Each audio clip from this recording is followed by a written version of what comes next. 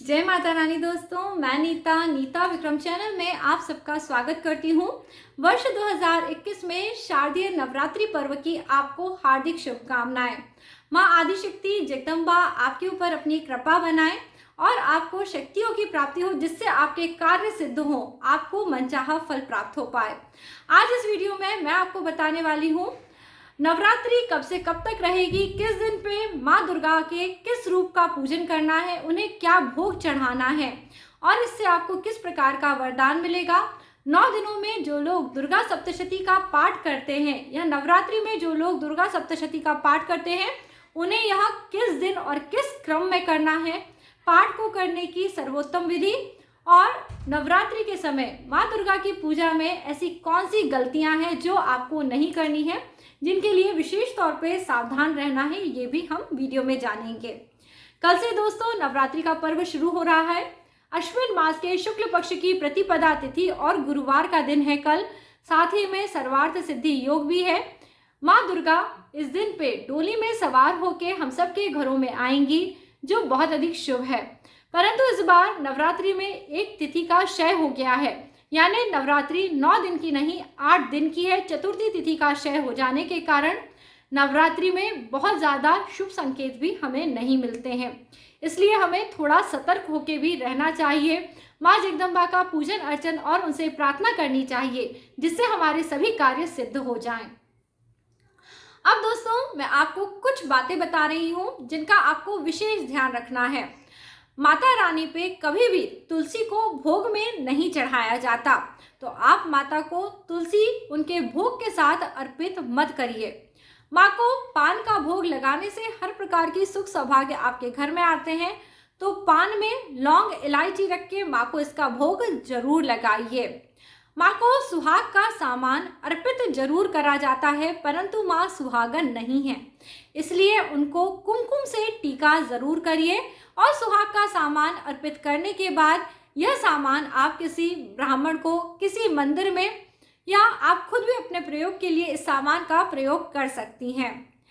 नव दुर्गा के समय में आप अपनी पूजा अर्चन करने के लिए जिस भी आसन का प्रयोग करें, आपको वही आसन प्रतिदिन प्रयोग में लाना चाहिए और एक ही आसन को बहुत सारे लोगों को प्रयोग में नहीं लाना चाहिए। यानी यदि आप किसी आसन पर बैठ के अपने जाप करती हैं, सिद्धि करती हैं, तो घर के दूसरे लोग उसी आसन का प्रयोग न करें। सब लोग अपने अपने पूजा आसनों का प्रयोग करें, तभी आपका कार्य सिद्ध होता है और आपके जाप की सिद्धि भी होती है। इस बात का विशेष ध्यान रखें। यदि माँ दुर्गा के सामने दीप प्रज्वलित करके वहां बैठ के जाप करना संभव नहीं है, तो आप अपना आसन कहीं पे भी लगा के इस नवरात्रि के समय पे जाप कर सकते हैं। आसन का जाप में विशेष महत्व होता है। किस माला से जाप करा जाए, कई लोग पूछते हैं। मैं स्वयं लाल चंदन की माला से माता के नाम का जाप करती हूँ। आप चाहें तो लाल चंदन की माला से जाप करें या फिर आप रुद्राक्ष माला से भी माता के नाम का जाप करके अपने मंत्र को सिद्ध कर सकते हैं। नवरात्रि के समय पे नावार्ण मंत्र का जाप करके यह मंत्र सिद्ध हो जाता है और माँ जगदम्ब की असीम कृपा हम सबको प्राप्त होती है। नावार्ण मंत्र है ओम एम हीम क्लीम चामुंडाय विच्चे। साथ ही साथ एक छोटा सा मंत्र और है, आप चाहें तो उसका भी जाप कर सकते हैं। ओम एम हीम क्लीम नमः चंडिकाय। ये दोनों मंत्र हो गए। दोस्तों ये कुछ जरूरी जानकारी थी। इसके अलावा भी पूजा पाठ में कई नियम होते हैं जिनका हमें पालन करना चाहिए। जैसे कि आप सबको पता है, शारीरिक संबंध इन 9 दिनों में मत बनाइए। यदि आप व्रत पूजा पाठ करते हैं तो भूमि पे शयन करने को बहुत अच्छा बताया गया है। यदि घर में आपने अखंड ज्योत जलाई हुई है तो घर को बंद करके या ताला लगा के नहीं जाना चाहिए। आपको रोज एकाग्र चित्त होकर माता का ध्यान पूजन करना चाहिए, तभी आपके कार्यों में सफलता मिलती है। बहुत आडंबर और दिखावे के लिए केवल पूजा मात्र नहीं करनी चाहिए। पूजा में यदि कोई गलती हो जाए तो क्षमा प्रार्थना करने से माँ जगदम्ब हम सबको क्षमा कर देती हैं। किसी प्रकार का दंड हमें नहीं मिलता है। परंतु पूजा पाठ करते समय मन को एकाग्र चित्त रखिए और पूजा में अधिक से अधिक अपना ध्यान लगाइए। अपने कर्म की सफलता के लिए मैं आपको बता चुकी हूँ, जो भी आप कार्य की सिद्धि चाहते हैं उसके लिए एक छोटी सी चिट्ठी बना के माता के चरणों में रख दें। जब नवरात्रि पूर्ण हो जाए तो उसको माँ के तस्वीर के पीछे रख दें। जैसे ही आपका कार्य सिद्ध हो जाए उस चिट्ठी को जल प्रवाहित कर सकते हैं या मिट्टी में दबा सकते हैं। माँ जगदम्बा की असीम कृपा आप पे हमेशा बनी रहे, ऐसी कामना के साथ आपको बाकी की जानकारी देती हूँ। जैसा कि आप सबको मैंने बताया, घट स्थापना का शुभ मुहूर्त इस बार 7 अक्टूबर 2021 गुरुवार के दिन पे सुबह के समय है। ये समय है सुबह 6:16 से लेके 7:06 के बीच में। जो लोग बहुत सुबह उठ के अपने घर में घट अथवा कलश की स्थापना नहीं कर पाते हैं, वह अभिजीत मुहूर्त में अपने घर में घट अथवा कलश की स्थापना करें। अभिजीत मुहूर्त है 11:44 से लेके 12:36 तक। इस बात का विशेष ध्यान रखें कि शुभ मुहूर्त में माँ को अपने घर में आमंत्रित करने से कई प्रकार के कार्यों की सिद्धि होती है और आपकी हर मनोकामना पूर्ण हो जाती है। इसलिए शुभ मुहूर्त रहते हुए माँ का पूजन करें। राहु काल में या किसी ऐसे काल में धूम मुहूर्त इत्यादि में अपने घर में कलश की स्थापना नहीं करनी चाहिए। तो जो शुभ समय मैंने आपको बताया है, उस समय पे ही आप अपने घर में कलश की स्थापना करें। पहले दिन पे हम सभी माता के पहले रूप शैलपुत्री का पूजन करते हैं। इसे पहला नवरात्रा कहा जाता है। 7 अक्टूबर को पहला नवरात्रा है। इस दिन माँ को शुद्ध देसी घी या गाय के घी का भोग लगाने से जीवन में आरोग्यता आती है या रोग दूर हो जाते हैं। दूसरी नवरात्रि शुक्रवार के दिन है 8 अक्टूबर 2021 की तारीख को। इस दिन पे माँ के ब्रह्मचारिणी रूप का आप सबको पूजन करना है। इस दिन पे माँ को शक्कर का भोग लगाना है। इस प्रकार से पूजन करने से आपकी दीर्घ आयु होती है। तीसरा नवरात्रा शनिवार के दिन पे है 7 अक्टूबर 2021 की तारीख को। इस दिन माँ के चंद्रघंटा रूप का और माँ के कुष्मांडा रूप दोनों का ही पूजन करना है, क्योंकि चतुर्थी तिथि का क्षय हो रहा है। माता को इस दिन दूध का भोग लगाना एवं मालपुए बना के चढ़ाना है। दूध का भोग लगाने से जीवन के कष्ट दूर होते हैं और मालपुए का भोग लगाने से पारिवारिक कष्टों का नाश हो जाता है। रविवार को 10 अक्टूबर की तारीख को पंचमी की तिथि है। इस दिन माता के स्कंद माता रूप का हम सभी को पूजन करना है। केले का भोग चढ़ाना है, जिससे हम सबके घरों में सुख और समृद्धि बढ़ेगी। 11 अक्टूबर सोमवार के दिन पे षष्ठी की तिथि है। इस दिन पे माँ के कात्यायनी रूप का पूजन आप सबको करना है और शहद का भोग लगाने से घर में धन संपदा की वृद्धि होती है। 12 अक्टूबर मंगलवार की तारीख को सप्तमी की तिथि है। इस दिन माँ के कालरात्रि रूप का पूजन करके माँ को गुड़ का भोग लगाना चाहिए। ऐसा करने से घर में दरिद्रता नहीं आती है। 13 अक्टूबर 2021 की तारीख बुधवार के दिन पे अष्टमी की तिथि है, जिसे हम सब कई बार महाअष्टमी के नाम से जानते हैं। इस दिन माता महागौरी का पूजन करते हैं। कई लोग इस दिन पे कन्या पूजन और हवन भी करते हैं। इस दिन माँ को नारियल का भोग अर्पित करा जाता है। इससे पूर्ण रूप से सुख, सौभाग्य और समृद्धि हमारे जीवन में बढ़ने लगती है। 14 अक्टूबर को आखिरी नवरात्रि है। यह बृहस्पतिवार अथवा गुरुवार का दिन है। इस दिन नवमी की तिथि है और इस दिन माँ के सिद्धिदात्री रूप का पूजन करते हैं और इस दिन भी कई जगह कन्या पूजन, हवन इत्यादि करा जाता है, जिससे सब प्रकार के दुख कष्ट दूर होते हैं।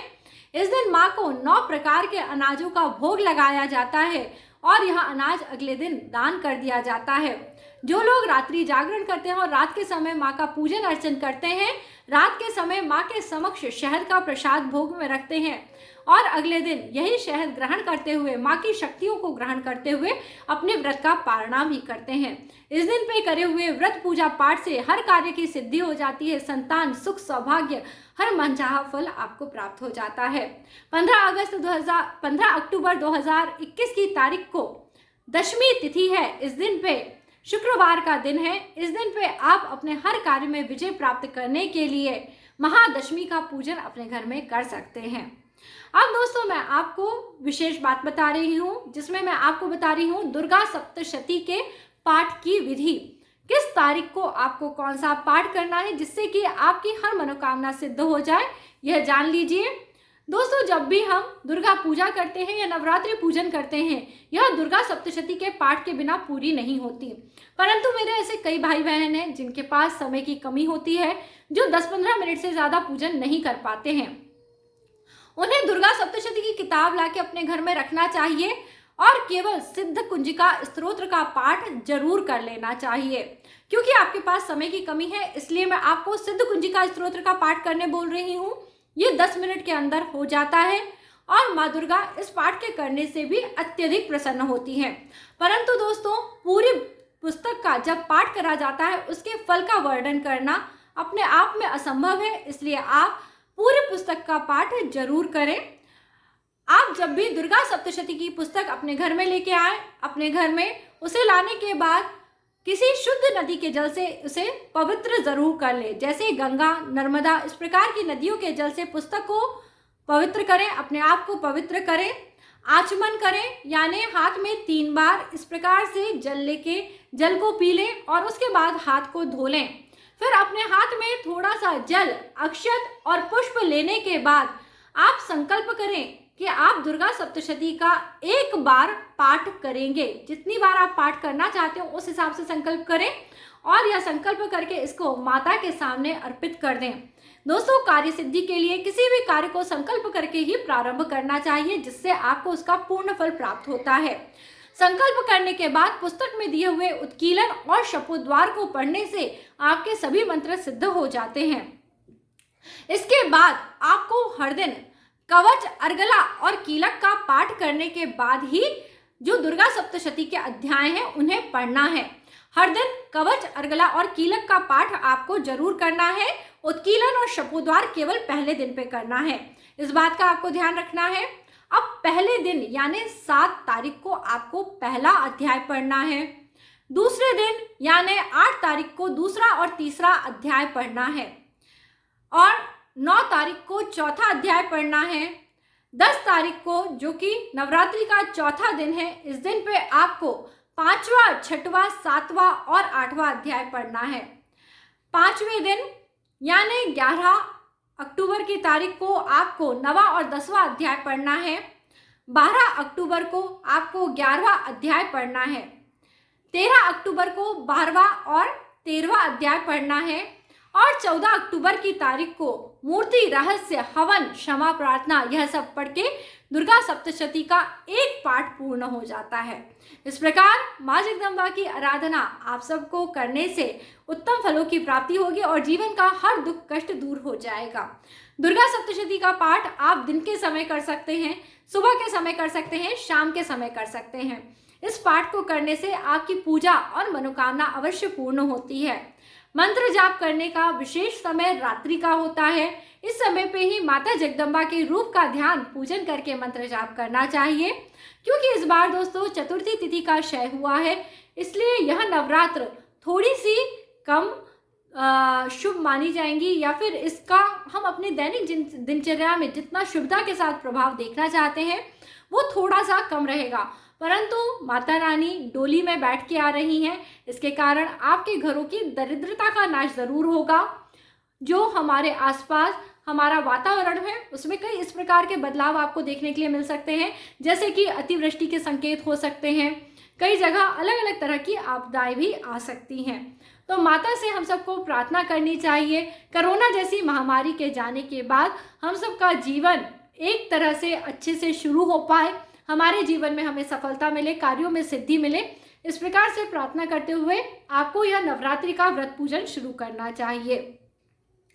इसके अलावा दोस्तों यदि आपके कोई सवाल हो तो नीता विक्रम चैनल पे आप कमेंट करके पूछ सकते हैं। मैं आपके लिए विशेष वीडियो बना के उन सभी सवालों का जवाब दूंगी। जिन लोगों के अभी इस समय पे नवरात्रि के शुरू में ही पीरियड्स आ गए हैं या फिर उनके किसी के बीच में पीरियड आते हैं, तो ऐसे लोगों को, जिन लोगों के नवरात्रि के समय में मासिक या पीरियड आ रहे हैं, उन्हें दुर्गा सप्तशती का पाठ किसी एक दिन बैठ के पूरा का पूरा कर लेना चाहिए। इस विधि से आप एक ही दिन में कवच, अर्गला और कीलक पढ़ते हुए अगर पूरा सप्तशती पाठ कर लेते हैं तब भी आपको उत्तम फल की प्राप्ति होगी। यदि शुरुआत के दिन पे आपका मासिक या पीरियड आया है तो आप अपने घर में कलश स्थापना, घट स्थापना मत करिए, क्योंकि उसके बाद एक बार माता रानी को अगर आप आमंत्रित कर लेते हैं तो घर में आपको साफ सफाई का ध्यान जरूर रखना पड़ता है और पूजन अर्चन भी नियमित होना चाहिए। ऐसे में आखिरी के 3 दिन पे आप अपने घर में कलश रखें। सप्तमी, अष्टमी और नवमी यानी 12 तारीख से लेके 14 तारीख तक कलश रखें और देवी पूजन करके अपने कार्य की सिद्धि की प्रार्थना कर सकते हैं। कलश स्थापना करने के बाद यदि बीच के समय में आपका मासिक आ जाए तो घर में उपस्थित बाकी लोग माता का ध्यान रखें, उनका पूजन अर्चन करें। जो लोग इस समय पे मासिक में हो वो कृपा करके माता का पूजन अर्चन बिल्कुल ना करें, केवल मानसिक जाप करें, यानी बिना बोले हुए माँ के नाम का मन ही मन आप उच्चारण करें। ऐसा करने से आपके जीवन में आपको शुभ फलों की प्राप्ति होगी। अब दोस्तों, जिन लोगों ने इस समय पर पूजा पाठ करनी है उन्हें कुछ और बातों का भी विशेष ध्यान रखना है, जो मैं आपको बता दूं। हर दिन पूजा में जो भी भोग प्रसाद आप चढ़ाते हैं, जैसे फलों का भोग चढ़ाते हैं, प्रसाद चढ़ाते हैं, इसमें से कुछ भाग आपको ब्राह्मण को जरूर देना है या मंदिर में दान जरूर करना है, तभी आपको पूजा का उत्तम फल प्राप्त होगा। भोग प्रसाद चढ़ाने के बाद पूरा का पूरा प्रसाद आपको स्वयं ग्रहण नहीं करना चाहिए। माता की कृपा प्राप्त करने के लिए इन 9 दिनों में देवी दर्शन करने के लिए मंदिर जाना चाहिए या आसपास जहाँ कहीं भी माता के नाम का कोई पाठ हो रहा हो, भंडारा हो रहा हो, उसमें दान पुण्य जरूर करना चाहिए। इस प्रकार से आपको शुभ फल की प्राप्ति होती है। कई लोग जो हर दिन पे कन्या भोजन करा सकते हैं उन्हें सभी दिन पे कन्या भोजन कराना चाहिए, ऐसा देवी भागवत में लिखा है। कन्या भोजन और दुर्गा सप्तशती के पाठ से माता आपके घर में साक्षात प्रवेश कर जाती हैं। जो लोग प्रतिदिन कन्या भोजन नहीं करा सकते उन्हें हर दिन कोशिश करते हुए गौ माता को भोजन करा लाना चाहिए। ऐसा करने से भी आपके जीवन में जो दुख कष्ट चल रहे हैं उनसे आपकी मुक्ति हो जाएगी। व्रत पूजा पाठ का उत्तम फल आपको अवश्य प्राप्त होगा। जब भी आप दुर्गा सप्तशती का पाठ करें या माँ जगदम्ब का पूजन अर्चन करें, पूजा के आखिर में क्षमा प्रार्थना करना हमेशा याद रखें। माँ जगदम्ब इस प्रकार से कहते हुए, हे माँ, मुझे मेरे द्वारा किए हुए गलतियों के लिए क्षमा करें, पूजन अर्चन ग्रहण करें। ऐसी प्रार्थना करने मात्र से माँ आपके हर प्रकार के कष्टों को दूर करती हैं और पूजन अर्चन स्वीकार कर लेती हैं। दोस्तों, ये जो 9 दिन है ये माता शक्ति के रूप का पूजन करने के हैं।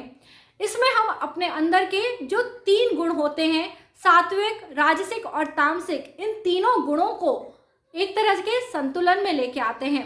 जब किसी मनुष्य के अंदर यह तीनों गुण एक संतुलित अवस्था में होते हैं तो उस मनुष्य की कार्यों में सिद्धि अवश्य होती है। तो इन 9 दिनों में माता जगदम्ब का पूजन अर्चन करके आप अपनी पूजा सफल करें और वीडियो पे कमेंट करके जरूर बताएं वीडियो आपको कैसा लगा। अगले आने वाले वीडियो में आपके लिए कई प्रकार की जानकारी लेके जल्दी आपसे मिलती हूँ। तब तक के लिए नमस्ते दोस्तों।